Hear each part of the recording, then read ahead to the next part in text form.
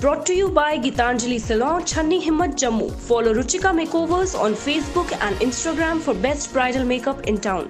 Hello viewers, you're watching Jammu Links News. I'm Anat Gupta and welcome to the daily updates of Midday News. Let's begin.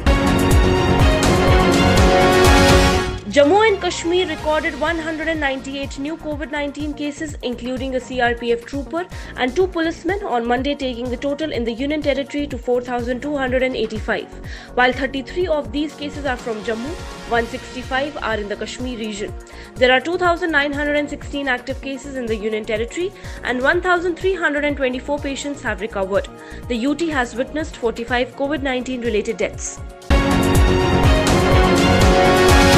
The 4 terrorists who were killed on Monday were known to commit excesses on civilians and were involved in violence against policemen and causing injuries to truck drivers in 2019, kill non-local labourers, abduct policemen, harass, said Major General A. Sen Gupta, GOC Victor Force. The 4 terrorists were affiliated with terror outfit Hizbul Mujahideen. Ajay Pandita alias Bharti, a 40-year-old Kashmiri Pandit Sarpanch in South Kashmir's Anantnag, was shot dead by terrorists on Monday evening. Ajay Pandita, Sarpanch of Lukbawan village in Larkipura. Bharti, who was affiliated with the Congress, was taken to a hospital but did not survive. Locals said the family of the Sarpanch has migrated from South Kashmir in early 1990s but returned around 2 years back. He successfully contested the Panchayat polls. Union Minister Dr. Jitendra Singh on Monday said that the J&K government will review the controversial SRO 202, under which those appointed on government jobs have to work on 5 years probation at a salary of minimum of the pay scale. Dr. Jitendra Singh said that the SRO 202 is not compatible with the new scheme of things and therefore needs to be revisited. He further added that the matter has been discussed and soon the Lieutenant Governor regime will review SRO 202. However, he said there should be no politics on this issue at the cost of youth. The Darbar Move offices will formally open in the summer capital Srinagar on July 6th in view of the extraordinary circumstances due to COVID-19. This arrangement is a peculiar one which is being adopted this year, only keeping in view the circumstances arising due to outbreak of COVID-19 pandemic. Read the government order issued here in this regard. There will be no closure of the Jammu Secretariat, which shall reopen on July 1st, 2020. The Civil Secretariat shall continue to remain functional both at Jammu and Kashmir, and the MOVE employees shall work on as-is where-is basis, that is Kashmir-based staff shall work from Srinagar Secretariat and Jammu-based staff shall work from Jammu Secretariat. The MOVE offices outside the Civil Secretariat shall also continue to remain functional both at Jammu as well as Srinagar. Pakistan violated ceasefire along the line of control in Mankot sector of Poonch district of Jammu and Kashmir on Tuesday. The ceasefire violation by Pakistan started at around 6:30 am. Indian Army retaliated befittingly. Earlier on Monday, Pakistan violated ceasefire along the line of control in Khari Karmara in Poonch district. Chief Secretary BVR Subramaniam on Monday chaired a meeting to take stock of the measures to be put in place to check the malpractice of corruption in various departments. The Chief Secretary, while naming a few departments figuring as highly vulnerable to corruption, urged the departments to promote transparency and accountability, follow moral practices and carry out systematic reforms to curb corruption in the governance system. The Chief Secretary asked secretaries to suggest measures to check corruption in their departments within a week.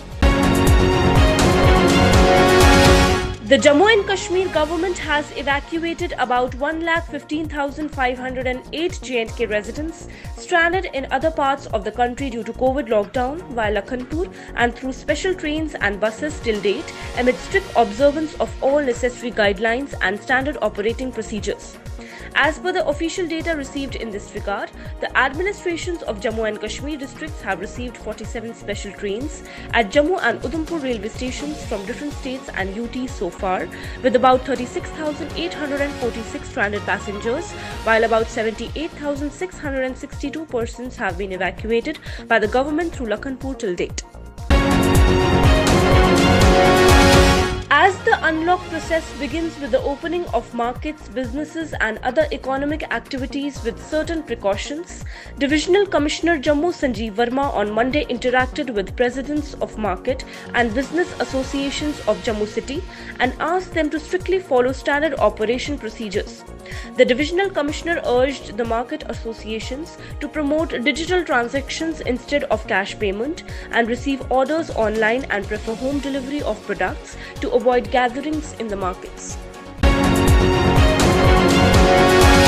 On day 15 of resumption of operation of routine domestic operations in Jammu and Kashmir, 18 domestic flights with 1,927 passengers on board today arrived at Jammu and Srinagar airports. A total of 426 passengers aboard 7 regular commercial flights arrived at the Jammu airport, while 11 domestic flights with about 1,501 passengers on board landed at Srinagar airport. After arrival, all the passengers were tested for the COVID-19 virus and transported to their destinations at both the airports amid strict observance of all necessary preventive protocols. The Chief Secretary BVR Subramaniam, on the directions of the Lieutenant Governor, chaired a meeting to review the preparations being put in place for prompt and efficient implementation of programs under different pillars of Atmanirbhar Bharat Abhiyan announced by the Prime Minister. While discussing various components of the package, Chief Secretary impressed upon the officers to thoroughly evaluate the announcements and respective targets in the ambit of the pillars of the program, namely economy, infrastructure, governance system, vibrant demography and demand. Advisor to Lieutenant Governor K.K. Sharma has said that the government is committed to support the local industries and address the difficulties being faced by them in the view of COVID-19 pandemic. The advisor was speaking at an interactive session with the industrial associations of Jammu and Kashmir to assess and redress issues and concerns of business houses of the UT in the wake of COVID-19 pandemic. The representatives of industries raised various issues faced by the sector in the wake of COVID lockdown. Divisional Commissioner Kashmir Pandurang K. Pol on Monday conducted tour of Dal and Nigin lakes to take stock of the activities being undertaken by J&K Lakes and Waterways Development Authority for conservation of the water bodies.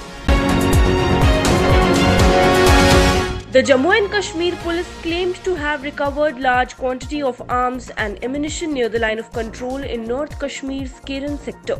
The police said that based on a reliable input, a joint search operation was launched by Kupwara Police and the Army's 6 Rashtra Rifles in Keren village and forest areas along the LOC. The recoveries included 5 AK-47 rifles, 15 AK magazines, 443 rounds, 2 under-barrel grenade launcher or UBGL, 57 UBGL grenades, 6 9mm pistols, 12 9mm pistol magazine, 77 9mm pistol rounds, 15 hand grenades and 2 AK slings. India on Tuesday registering the highest single-day spike of 9,987 coronavirus cases, taking the total number of COVID-19 cases to 2,66,598 cases, according to the Union Ministry of Health and Family Welfare. 331 patients have died due to disease in the last 24 hours. Overall, 7,466 deaths have been caused due to the infection so far. Presently, there are 1,29,917 active cases, while 1,29,214 patients have been cured or discharged, while 1 patient has migrated.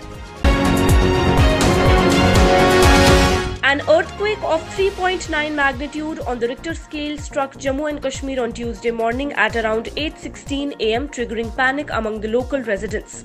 National Center for Seismology confirmed that the epicenter of the earthquake was 15 kilometers north-northeast of Srinagar at a depth of 10 kilometers. No casualties or damage to properties have been reported from any part of the valley so far.